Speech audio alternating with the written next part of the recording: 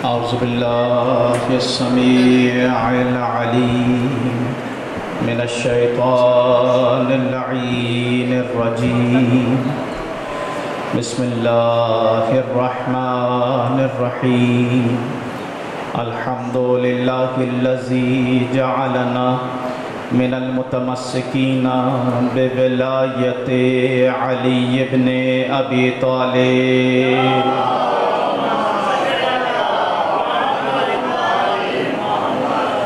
ثم الصلاة والسلام على أشرف الأنبياء والمرسلين خاتم النبيين سيدنا ومولانا أبي القاسم محمد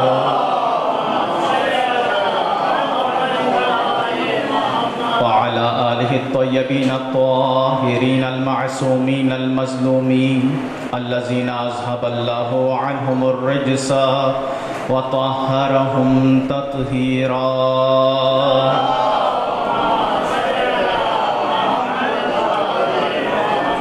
ولعنة الله على أعدائهم أجمعين من يومنا هذا إلى يوم الدين. أما بعد فقد قال مولانا الإمام الحسين بن علي عليهم الصلاة والسلام: بسم الله الرحمن الرحيم. إني لم أخرج أشرا ولا بطرا ولا مفسدا ولا ظالما، وإنما خرجت لطلب الإصلاح في أمة جدي. أريد أن آمر بالمعروف وأنهى عن المنكر وأسير بسيرة جدي وأبي علي بن أبي طالب.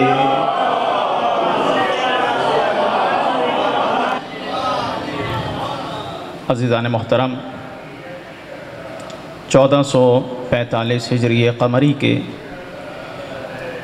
سال کا آغاز محرم کے ان ایام اعزا کے ذریعے سے ہو چکا ہے. یہ سیاہ لباس در حقیقت اس بات کی علامت ہے کہ یزید شکست فاش سے دوچار ہوا، اور حسین اور ذکر حسین اور یاد حسین کل بھی موجود تھی، آج بھی ہے اور قیامت تک رہے گی. یزید امام کے ذکر کو مٹانا چاہتا تھا، مگر اس ذکر کو مٹا نہیں سکتا، اس لیے کہ نور خدا کو خاموش نہیں کیا جا سکتا. سب سے پہلے پروردگار عالم کا لاکھ شکر ادا کرتا ہوں کہ پروردگار نے ان ایام میں یہ توفیق عطا کی ہمیں کہ ہم اس فرش عزا پر عزا خانہ زہرا میں جمع ہوں اور سید الشہداء مظلوم کربلا محسن انسانیت و بشریت امام حسین علیہ السلام کے ذکر کو انجام.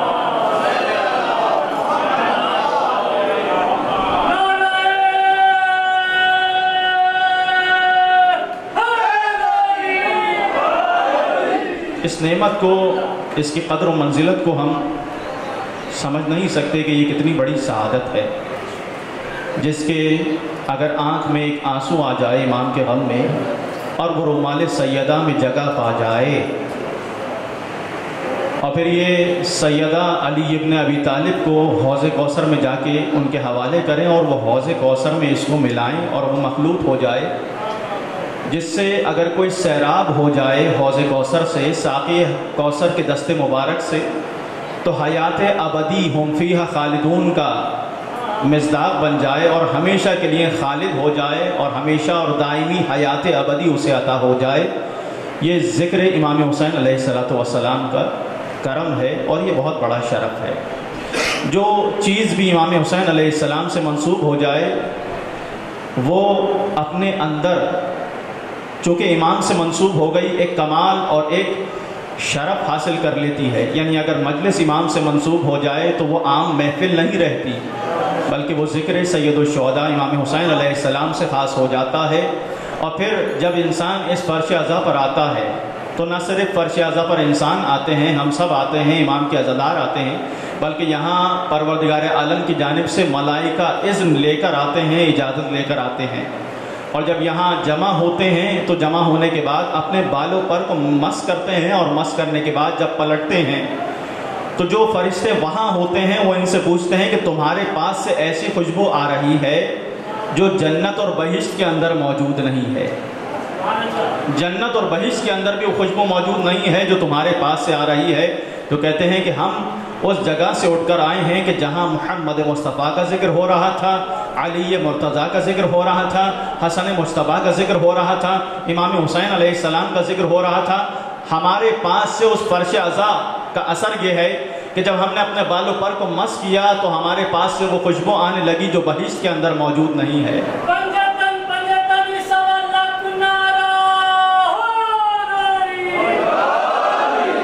وہ خوشبو ہمارے پاس سے آ رہی ہے.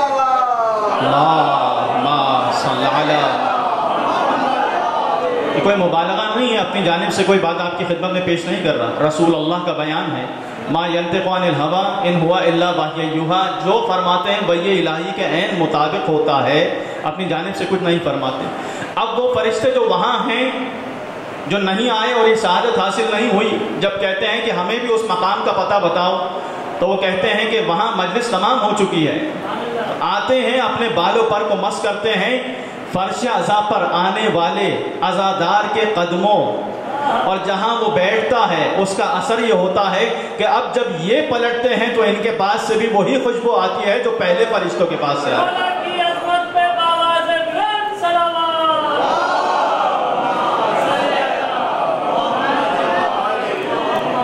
انشاءاللہ ان ایام میں جو موضوع اور عنوان رہے گا وہ ہے کربلا اور اقدار حسینی. جو میرے پاس بات پہنچی وہ درست نہیں تھا موضوع, اقتدار حسینی, اقدار حسینی ہے. یعنی اس عشرے کا 10 دن کی جو گفتگو ہے, 8 دن کی گفتگو, اس میں ہمارا عنوان یہ رہے گا کہ کربلا ہم سے کیا چاہتی ہے اور کربلا ہمیں دیتی کیا ہے. یہ انشاءاللہ ان ایام کا عنوان رہے گا اور اس حوالے سے کچھ معروضات آپ کی, یعنی وہ ویلیوز کیا ہیں, وہ اقدار کیا ہیں جو ہم کربلا سے سیکھتے ہیں, عاشورہ سے سیکھتے ہیں, امام حسین علیہ السلام سے سیکھتے ہیں, اصحاب و اعوان و انصار امام حسین علیہ السلام سے سیکھتے ہیں. اس لیے کہ یہ فرش عزا امام علیہ السلام سے خاص ہے. اور پھر جب یہاں ذکر ہو تو ایسا ذکر ہونا چاہیے کہ جب انسان یہاں سے اٹھے تو اس کے پاس سے جو خوشبو ہے جو ملائکہ لے کر جا رہے ہیں, تو یہاں فرش عزا سے اسے طہارت و شرافت کا درس حاصل کر کے جانا چاہیے. امام حسین علیہ السلام کی ذات کیا ہے؟ امام حسین علیہ السلام کی ذات ایک حماسی شخصیت ہے, ایک جامع شخصیت ہے. کربلا کا واقعہ ایک حماسی واقعہ ہے, معمولی واقعہ نہیں ہے. حماسی لفظ عربی زبان کا ہے اور اس کے معنی کیا ہیں؟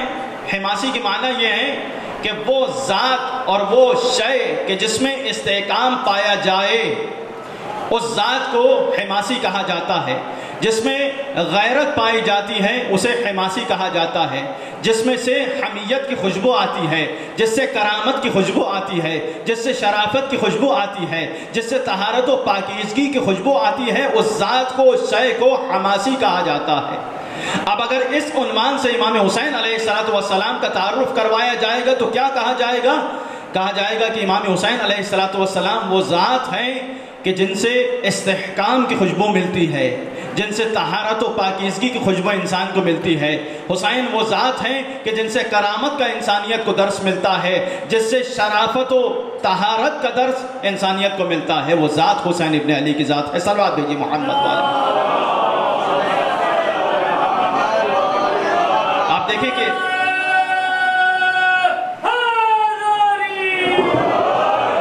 امام حسین علیہ السلام کا تعارف کروایا, علماء نے تعارف کروایا, مفکرین نے, محققین نے اور شعراء نے امام حسین علیہ السلام کا تعارف کروایا. اور جو ملی آباد سے تعلق رکھنے والے ہیں جب امام حسین علیہ السلام کا تعارف کرواتے ہیں تو کتنے خوبصورت الفاظ میں کرواتے ہیں. کہتے ہیں قطرہ دل میں لیے ایک سمندر تھے حسین, قطرہ دل میں لیے ایک سمندر تھے حسین, ذات واحد میں سمیٹے ہوئے لشکر تھے حسین, ذات واحد میں سمیٹے ہوئے لشکر تھے حسین, دین آداب رفاقت کے پیمبر تھے حسین. دین آداب رفاقت کے پیمبر تھے حسین، جان دینے پہ جب آئے تو 72 تھے حسین، جان دینے پہ جب آئے تو 72 تھے حسین۔ سر فرشتوں کے یہاں آج بھی خم ہوتے ہیں، توجہ ہے یا نہیں ہے؟ سر فرشتوں کے یہاں آج بھی، ابھی آپ کے سامنے بیان کیا، سر فرشتوں کے یہاں آج بھی خم ہوتے ہیں، ایسے انسان رسولوں میں بھی کم ہوتے ہیں۔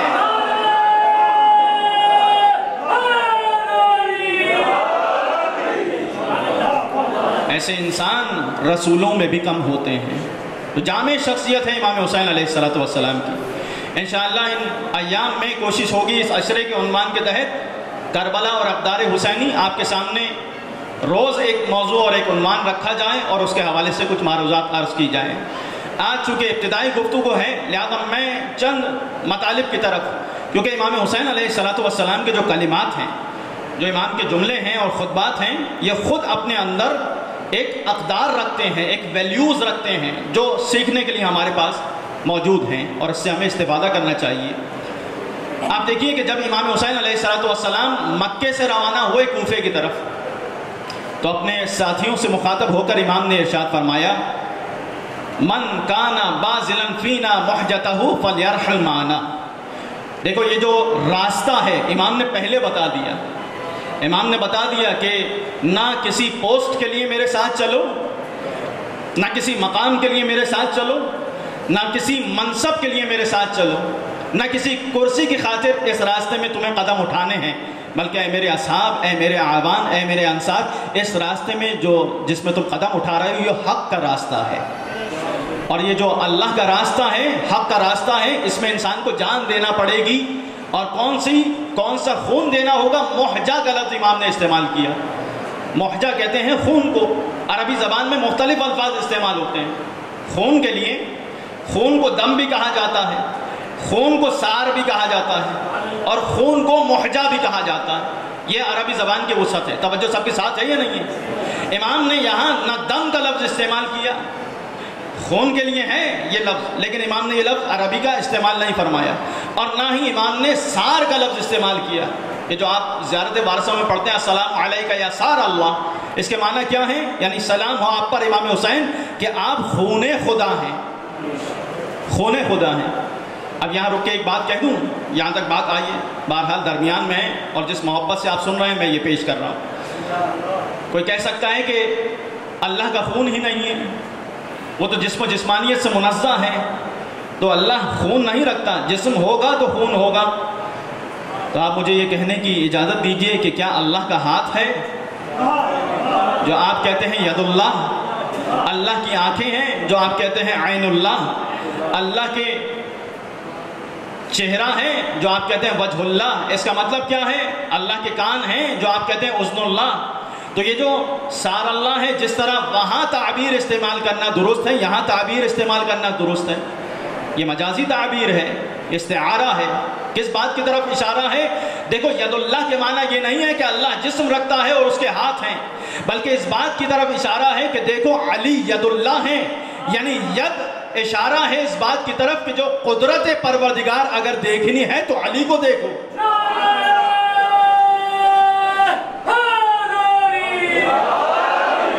اگر قدرت پروردگار کو دیکھنا ہے تو علی ابن ابی طالب کو دیکھو، مظہر قدرت پروردگار ہیں۔ اسی لیے جب خیبر کے در کو اکھاڑا تو وہ در ہے کہ جسے 40 کھولا کرتے تھے اور 40 افراد معمولی نہیں پہلوان بند کیا کرتے تھے۔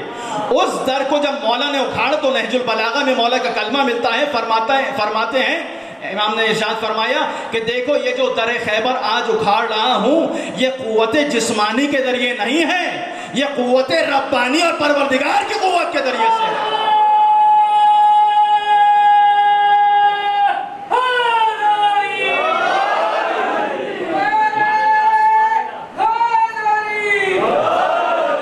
یہ قوت پروردگار ہیں، مظہر قدرت پروردگار امیر المومنین اسد اللہ الغالب غالب علی کل غالب علی ابن ابی طالب علیہ السلام کی داس ہے۔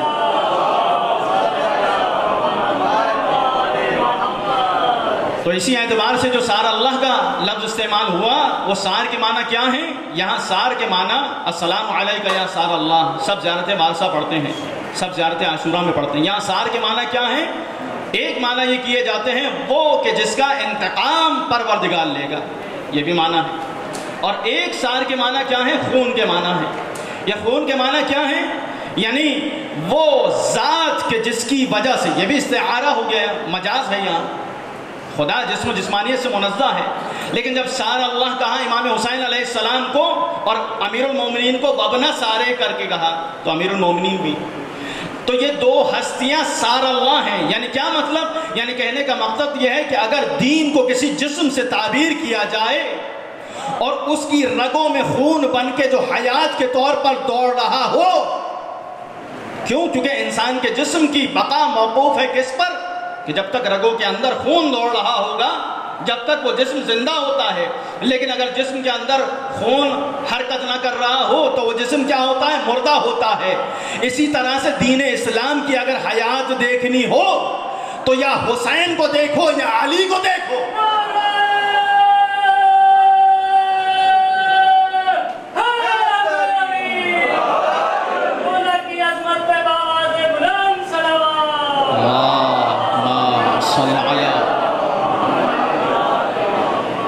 یہ ہے معنی سار اللہ کے۔ اب یہ جو امام حسین علیہ السلام نے ارشاد فرمایا، اس کا معنی کیا ہوئے؟ میں تیزی سے جس محبت سے آپ سن رہے ہیں بات کو آگے بڑھا رہا ہوں، توجہ رہے گا۔ امام نے کوفے کی جانب روانہ ہوتے ہوئے مکے میں اپنے اصحاب سے فرمایا، جو تم میں سے محجہ دینا چاہتا ہے، یہ محجہ کا لفظ بھی خون کے معنی میں ہے، خون کے لیے استعمال ہوتا ہے، لیکن یہ کون سا خون ہے؟ جو انسان کے دل کے نزدیک خون جمع ہوتا ہے، یہ خاص خون کہلاتا ہے محجہ۔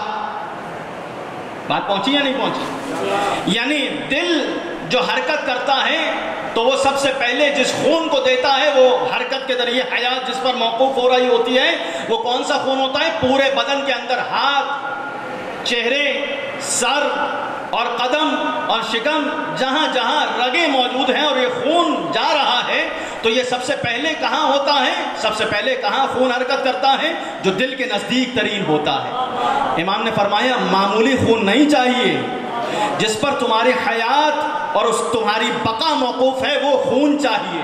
اور اسی لیے جب ہم اصحاب امام حسین علیہ السلام کی زیارت پڑھتے ہیں تو کیا کہتے ہیں؟ ہم کہتے ہیں بذل فیک محجتا، اے امام حسین علیہ السلام، یہ جو آپ کے آبان و انصار ہیں، یہ کون ہیں؟ یہ وہ ہیں کہ جنہوں نے وہ خون دیا جو دل کے پاس ہے، وہ خون آپ کے راستے میں دیا ہے۔ اب مجھے یہ جملہ کہنے کی اجازت دیجئے کہ جب وہ یہ خون دے رہے ہیں امام کی راہ میں، تو ہم جو العجل العجل کہہ رہے ہیں، تو یہ کب حقیقت میں بدلے گا؟ یہ اس وقت حقیقت میں بدلے گا جب ہم یہ خون امام کی راہ میں دینے کے لیے تیار ہو جائیں گے۔ صلوات بھیج دیں محمد والا۔ جب یہ خون دینے کے لیے تیار ہو جائیں گے، آپ دیکھیے کہ کیسی اقدار ہے کربلا میں۔ جب امام حسین علیہ السلام عاشور کے دن دشمن کے ہزاروں کے لشکر کے سامنے کھڑے ہوئے تو فرمایا الا آگاہ ہو جاؤ، ہوشیار ہو جاؤ، ان الدعی وابن الدعی قد رکز بین اثنتین، یہ جو نابکار اور نابکار کی اولاد ابن زیاد، عبید اللہ ابن زیاد ہے، اس نے مجھے دو چیزوں کے درمیان قرار دیا ہے، بین السیف والذلہ، اس نے یا مجھے تلوار یا ذلت کو اختیار کرنے کا کہا ہے، یا میں تلوار کو اختیار کروں اور جنگ کروں، یا ذلت کو اختیار کروں اور عزت پا جاؤں، بیعت کر لوں، یا عزت کو پالوں یا ذلت کو پالوں۔ تلوار میں عزت ہے اور بیعت میں ذلت ہے، اور امام نے کیا فرمایا؟ ہیہات من الذلہ، ذلت ہم سے بہت دور ہے، ذلت ہم سے بہت دور ہے۔ امام نے نہیں فرمایا ہیہات من الذلہ، توجہ ہے یا نہیں؟ امام نے کیا جملہ استعمال کیا؟ ہم سے ذلت دور ہے۔ یعنی کیا مطلب؟ امام یہ کہہ سکتے تھے کہ مجھ سے ذلت دور ہے، گویا مولا بتانا یہ چاہتے ہیں کہ دیکھو نہ صرف حسین سے ذلت دور ہے بلکہ جو بھی حسینی ہے اس سے بھی ذلت دور ہے۔ مل کے باواز بلند صلوات بھیج دیں۔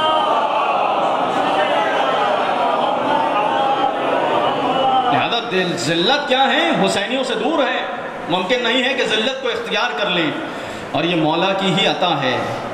کہ ان ایام میں وہ عزت عطا فرماتے ہیں جو کسی کو عزت نصیب نہیں ہوتی، وہ امام کے عزادار کو نصیب ہوتی ہے اس فرش عزا پہ آنے پر۔ آپ دیکھیں یہ اقدار، آگے چلیے 11 محرم کو جب اپنے بھائی کے لاشے پر جناب ثانیہ زہرہ تشریف لے کر آئیں تو کیا فرمایا؟ اللہم تقبل منا ھذا القلیل من القربان۔ میں مصائب کے اس میں نہیں ہوں، ابھی آپ کی آنکھیں نم ہو گئی، لیکن ذرا رک کے اس بات کو دیکھیے گا۔ کیا فرمایا؟ پروردگارا اس قلیل سی مختصر سی قربانی کو ہم سے قبول فرما لے۔ کتنی بڑی قربانی ہے امام حسین علیہ السلام کی، یہ کوئی چھوٹی قربانی نہیں، بڑی قربانی ہے، لیکن اللہ کی راہ میں جو دیتے ہیں اہل بیت اسے بڑا نہیں سمجھتے، کیونکہ اللہ اکبر ہے، باقی سب کچھ ان کے نگاہ میں مختصر ہے، کم ہے، لہذا اتنی بڑی قربانی دینے کے بعد، اور پھر اس کے بعد جب کوفے تشریف لے کر آئیں تو کوفیوں سے مخاطب ہو کر فرمایا اتبکون، تم روتے ہو؟ خوب رو، خوب رو، اس لیے کہ قتل حسین کے ذریعے سے تمہارے دامن پر جو داغ لگا ہے اسے دنیا کے کوئی سمندر کا پانی مٹا نہیں سکتا تمہارے داغ سے، اس داغ کو کوئی صاف نہیں کر سکتا، وہ تمہارے دامن کے اوپر امام حسین علیہ السلام کے قتل اور شہادت کی وجہ سے داغ لگا ہے۔ اور پھر بس میں نے زحمت تمام کی، جب یزید کے دربار میں گئی تو کیا فرمایا؟ اقدار حسینی دیکھیے کہ کس طرح سے ویلیوز کو دیا ہے ثانیہ زہرہ نے، اور اسی پیغام کو آگے لے کر چلی ہیں۔ فرمایا اے یزید، میں حسین کی بہن ہوں، فاطمہ کی بیٹی ہوں، علی کی بیٹی ہوں، میں تجھے اس قابل نہیں سمجھتی کہ تجھ سے مخاطب ہوں، لیکن زمانے نے یہاں لا کے کھڑا کیا ہے اور تجھ سے مخاطب ہو رہی ہوں۔ اور پھر فرمایا کہ سن لے کد قیدک وس عصایک وناسب جہدک فواللہ لا تمحو ذکرنا ولا تمیت وحینا۔ تو جتنا سازش کرنا چاہتا ہے سازش کر لے، جتنا کاوشیں کرنا چاہتا ہے کاوشیں کر لے، لیکن خدا کی قسم نہ ہمارے ذکر کو مٹا سکتا ہے نہ وحی کو تو مار سکتا ہے۔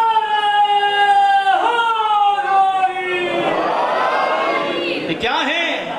آج بھی یہ صدا شام میں کس کی فتح ہے؟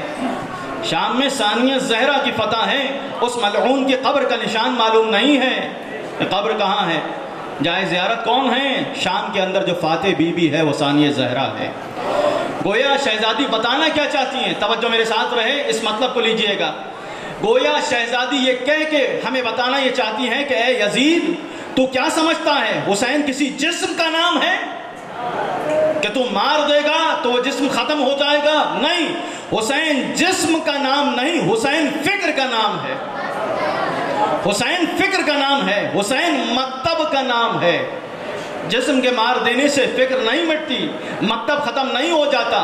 تو جتنا اور دنیا جتنا حسین کو مٹانا چاہے گی تو یہ کرامت اور شرافت کے آسمان پر سورج بن کے ابھرتا چلا جائے گا۔ بیوی کی عظمت پہ باواز بلند صلوات۔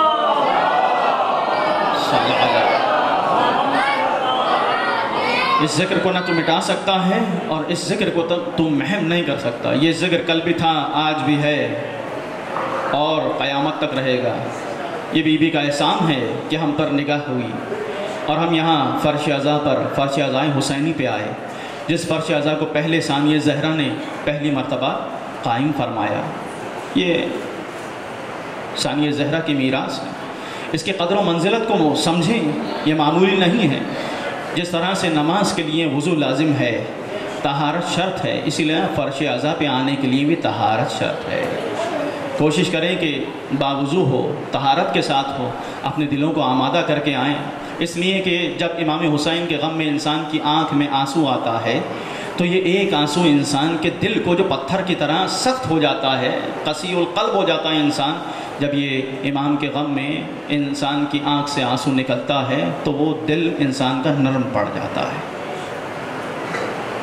اہل بیت علیہ السلام نے، امام رضا علیہ السلام سے روایت ہے کہ فرمایا کہ روایت ہے میں نے اپنے بابا کو جب محرم کا چاند نمودار ہو گیا تو 10ویں تک میں نے اپنے بابا کے چہرے پر مسکراہٹ نہیں دیکھی۔ کوشش کریں ان اقدار کو زندہ کریں، یہ اقدار ہمارے درمیان زندہ ہونا ضروری ہیں، جو اہل بیت علیہ السلام کے اقدار ہیں۔ پروردگار وارث امام حسین کو اذن ظہور عطا فرمائے، وہ آئیں تو یہ جو سرخ پرچم ہے جو امام کے حرم مطہر پر گنبد پر نصب ہے، جو آج بھی اس بات کی علامت ہے کہ انتقام باقی ہے، وہ منتقم آئے اور خون امام حسین کا انتقام لے۔ اپنے دلوں کو مدینے روانہ کیجئے۔ آج پہلی محرم ہے، پہلی محرم ہے، زہرا کا لال مدینے کو چھوڑ کے روانہ ہو رہا ہے۔ اجرکم علی اللہ۔ مدینے میں ایسا گریہ ہوا جیسا پہلے نہیں ہوا تھا، یا رسول کی وفات پر، رحلت پر ہوا، یا اس کے بعد حسین کے مدینے کو چھوڑ کے رخصت ہونے پر ایسا گریہ ہوا۔ اجرکم علی اللہ۔ سارا مدینہ گریہ کنا ہے۔ جب بیعت کا تقاضا ہوا، امام اپنے نانا کے مرقد مطہر پر آئے اور جیسے کوئی ننھا بچہ کسی کے سینے سے لگتا ہے، ایسے امام اپنے نانا کی قبر مطہر سے لپٹ گئے اور اتنا گریہ کیا، اتنا گریہ فرمایا کہ غش کی کیفیت میں چلے گئے۔ خواب کے عالم میں نانا کی زیارت ہوئی کہ قبر مطہر سے برآمد ہوئے، پیشانی کا بوسہ لیا، لبوں کا بوسہ لیا، گردن کا بوسہ لیا، اپنے نانا سے شکوہ کیا کہ نانا مدینہ رہنے کے قابل نہیں رہا، اس مدینے میں بچپن گزرا ہے، اس مدینے میں مسجد میں ساری زندگی بسر ہوئی ہے، اے نانا اب یہ مدینہ رہنے کے قابل نہیں ہے، ممکن ہے کہ مجھے اپنے ساتھ اپنی قبر میں لے جائیں؟ فرمایا نہیں حسین، امتحان کا وقت نزدیک ہے، تمہیں کربلا جانا ہے اور تمہیں شہادت نصیب ہوگی اور وہ مقام پروردگار عطا کرے گا۔ میں بھی مشتاق ہوں، تمہارے بابا علی مرتضیٰ بھی مشتاق ہیں، تمہاری ماں فاطمہ زہرا بھی تمہاری زیارت کی مشتاق ہے۔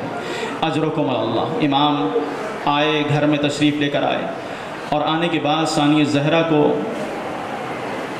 حکم دیا کہ اے بہن، مدینہ رہنے کے قابل نہیں ہے، یہاں سے روانہ ہونا ہے۔ جب اپنے نانا کی قبر پر آئے تو ایسے آئے کہ جیسے کوئی بادشاہ آ جاتا ہے۔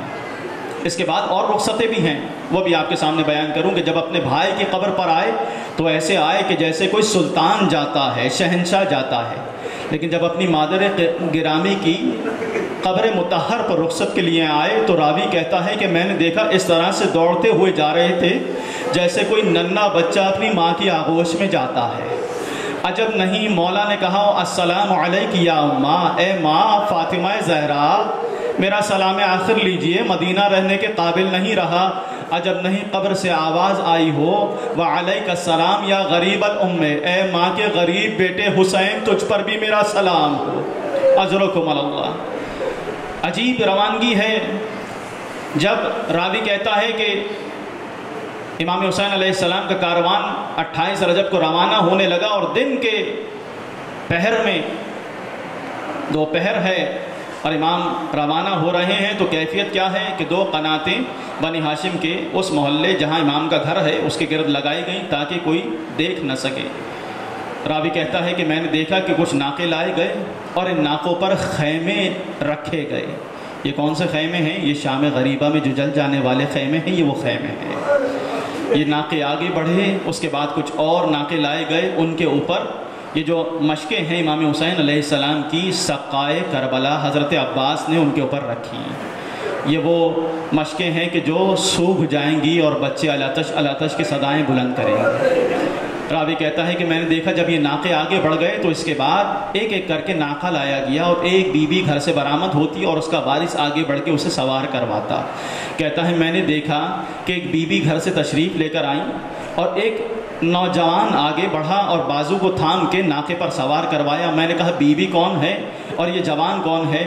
تو بتایا یہ بی بی بیوہ امام حسن مجتبیٰ، بی بی ام فرما۔ تھک کے گریہ نہیں کرنا، حق ادا ہونا چاہیے، پہلی محرم ہے، یا ایام نصیب ہوئے ہیں تو حق ادا کر کے جائیے گا، نہیں معلوم اگلا سال دیکھنا نصیب ہو یا نہ ہو۔ اور یہ جوان کون ہے؟ کہا یہ جناب قاسم نوشاہ ہیں جو اپنی مادر گرامی کو سوار کروا رہے ہیں۔ یہ ناقہ آگے بڑھا، ایک اور ناقہ لایا گیا اور جب یہ ناقہ آیا تو ایک مرتبہ ایک اور بی بی گھر سے باہر تشریف لے کر آئی اور جب بی بی آئی تو ایک اور جوان نے آگے بڑھ کر سوار کروایا۔ کہا یہ کون؟ یہ بی بی کون؟ کہا یہ جوان علی اکبر ہے، اپنی ماں ام لیلہ کو سوار کروا رہے ہیں۔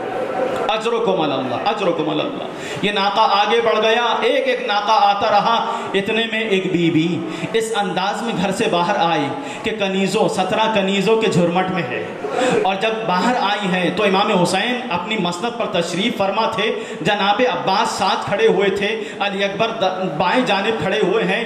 جیسے ہی یہ بی بی کنیزوں کے جھرمٹ میں نے مصائب تمام کر دیے، اپنے گھر سے باہر آئی ہے، ایک مرتبہ عباس آگے بڑھے، علی اکبر آگے بڑھے، قاسم آگے بڑھے، امام حسین نے اپنی مسند کو چھوڑا اور کرسی سے اٹھ کے بہن کو سوار کروایا۔ ایک مرتبہ راوی نے کہا کہ یہ بی بی کون ہے؟ کہا یہ کوئی اور نہیں، یہ علی کی بیٹی ثانیہ زہرا زینب کبریٰ ہے، یہ حسین کی بہن ہے۔ حسین آگے بڑھ کر سوار کروا رہے ہیں، عباس نے بازو کو تھاما، علی اکبر نے سہارا دیا، جناب قاسم ساتھ ساتھ چلے۔ اس شان سے یہ بی بی مدینے سے روانہ ہوئی، مگر میں کہوں گا بی بی مدینہ ہے۔ ارے جب 11 محرم آئے گی، ہر بی بی کو اس کے ناقے پر سوار کروائیں گی، ایک مرتبہ پشت ناقہ کو دیکھیں گی، فرات کا رخ کر کے کہیں گی اے بھیا عباس، ارے جب مدینے سے روانہ ہوئی تھی آپ نے سوار کروایا تھا، اب کوئی سوار کروانے والا نہیں۔ میں کہوں گا بی بی سوار کروانے کے لیے ہاتھ سلامت ہونا ضروری ہے۔ عباس کے ہاتھ کٹ چکے ہیں، بہن کو کیسے سوار کروائے؟ عجب نہیں عباس کا لاشا نہر فرات کے کنارے تڑپ رہا ہو۔